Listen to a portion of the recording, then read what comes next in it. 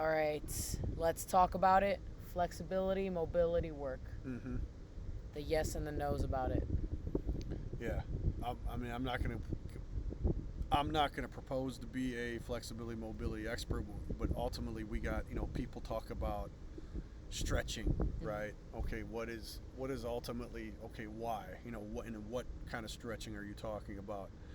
If we look at the definition, you ask most people why they stretch. Oh, to be flexible. Mm-hmm. Okay, what's flexibility? What's flexibility? Being able to Define it. move into deep ranges of motion, end ranges, hit end ranges. Okay, so Yeah. flex. Let's just say the range of motion about a joint, Yeah. right? Okay, how does that accomplish? That will, how most people think, is or actively getting to long duration, deep ranges of motion. Actively or passively, though? You said actively. Did I say So actively? yeah, that's fine. Actively. So we got. Well, that's Well, what let's people. use that. That's what people say. That's Right. what I'm saying. Well, yeah, but I don't think they even mean what that means. So to me, an active range of motion is one where you're pulling yourself into that joint range. So in other words, if let's use the classic, hamstring, toe touch, leg up on the table, whatever the heck.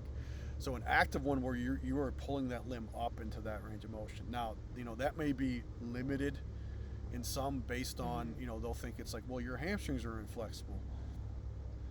How so? Or their hamstrings are tight, right? Tight. Okay, possibly.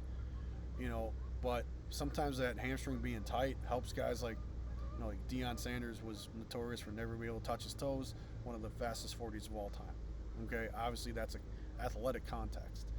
Um, Also, what we're looking at active range of motion is that hip flexor, rectus femoris. Anything that flexes the hip has to be strong enough to pull that thing in range of motion. Right. So it's kind of a coordinated effort between the eccentric contraction of your hamstring in that case, and then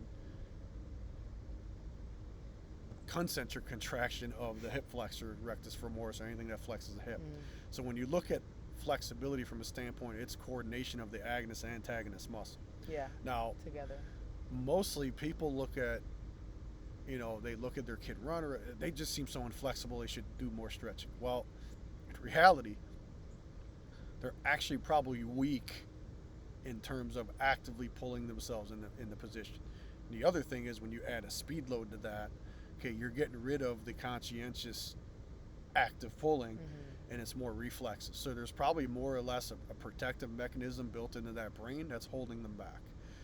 Like we learned doing that flexibility. I didn't like calling it a hack, but that neural calibration we did with biting the tongue and hopping on the heels. I think that's the one we did. Yeah, we did that one. Where we did a joint release of the, basically a jaw joint release, and you had a global relaxation response, and then boom, all of a sudden you had hamstring flexibility. Right. Right. There you go. So flexibility is largely neural. Right. It's largely like what your body's brain, trying to what your protect brain, itself. yeah, what your brain will allow you to do or not. Right. And the brain is trying to protect. It's either going to protect or it's going to potentiate. One of the two. If it's trying to protect, yeah, you might tighten up. Be tight, yeah. Right. Because when you're in a startled state, what do? Your whole body tightens up and you get alert. So that may be happening. If it's kind of like in that perform mode, potentiation mode, it's going to be a little freer. Boom, I can go there. The brain reads that flexibility, that range of motion as safe.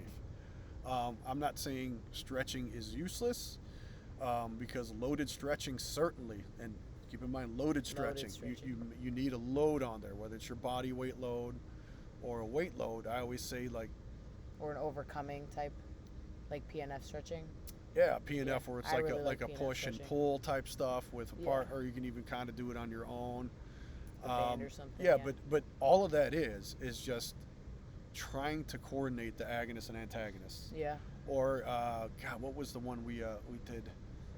Yeah, it was in that functional range conditioning. Is kind of based off that, where you'll pull yourself into a stretch and then kind of push beyond it. Yes.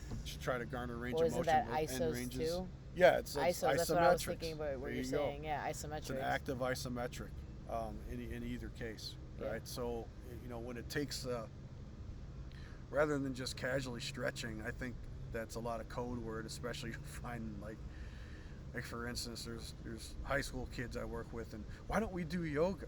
It's like, well, what do you mean by yoga? Because yoga is actually, if you're doing it right, it's could be pretty hard workout. Hard, yeah. With yoga is a code where we just want to lay down and do nothing. Okay, then go lay down and do nothing, but don't do it in a weight room. Yeah. We don't do that in training. That's not laying not down training. and doing nothing is not a training modality. It's a recovery modality, and go do that elsewhere. You're not going to take up someone else's training time to go do what you call yoga or flexibility work or stretching. Right. Again, nothing wrong with it, but it's really how should I say, it's misperceived in a lot of people's mind what flexibility is. Let's talk about how it affects power outputs, producing fast Yeah, I food. mean that's certainly something. Why do you think the research came out and why we don't do it before exercise now? Yeah. Yeah. Yeah, I mean that's probably been beaten static like a stretching. dead horse because I would say it's a dead horse, but it seems like and that's the thing. Is it gonna knock like some sprinter stretching before kind of, but usually you'll see them kind of bounce into the stretch a little bit. Yeah. Almost like an oscillatory movement. Right. I think that's a little maybe like That's different. Yeah, it's more of a Dynamic. in their subconscious. They're trying to again coordinate the agonist and antagonist musculature. Yeah. You're trying to bounce into it. You'll flex and extend. Again, the guy who can, or the guy or the girl or athlete who can coordinate that as quickly will be your more explosive athletes, and you'll see that demonstrated in the joint ranges that they demonstrate on their field of play, or the swimming pool, or wherever the heck else. It's stretching's more about that coordination. So you'll reach or you'll pull into a stretch. Like if you were doing a passive isometric lunge and you just say hold it, versus pull the heel to your Squeezing butt, things. squeeze your butt cheek, and then all of a sudden you can get magically a few more inches. What do you think's happening? Yeah. Right, that antagonistic musculature, that front leg, that hamstring's contracting, right? The back leg, the glutes contracting, so you get more hip flexion range of motion. And that's the type of stretching I like to do instead. Like when I'm feeling beat up, Mm-hmm. I haven't done regular static stretching and I don't know how long. All I've been doing is the passive or the actively pulling.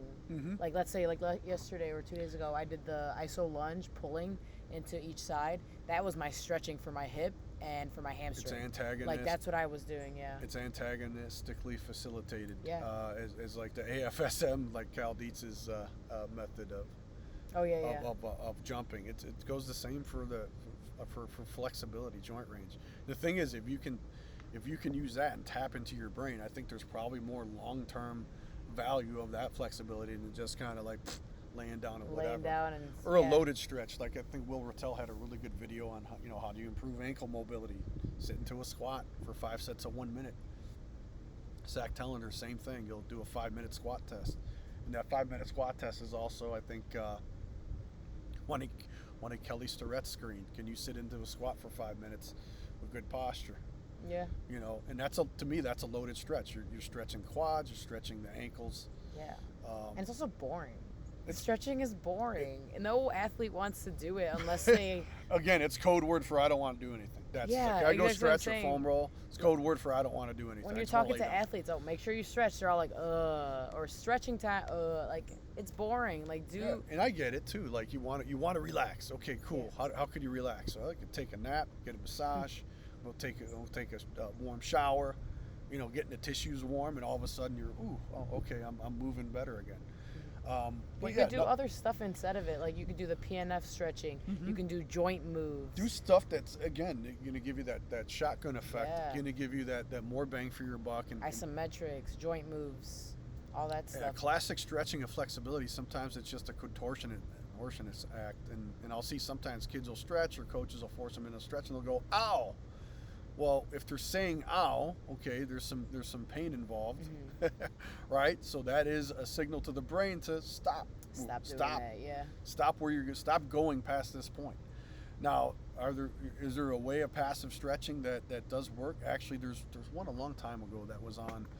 No, I'm kind of going off on a tangent, but it was something of go to like 20% of a max stretch, and that's all you need to do, and then you can improve flexibility. It was he was on CVAS on Jay DeMayo's thing. It was a long time ago. I saw it. I don't have the reference right now. I'll have to look at it, but maybe we'll find it later. But anyway, this guy's talking about 20 to 30% of what you feel a maximum stretch is, which is like, okay, if I raise my arm above my head and I'm holding, that may be there. Right.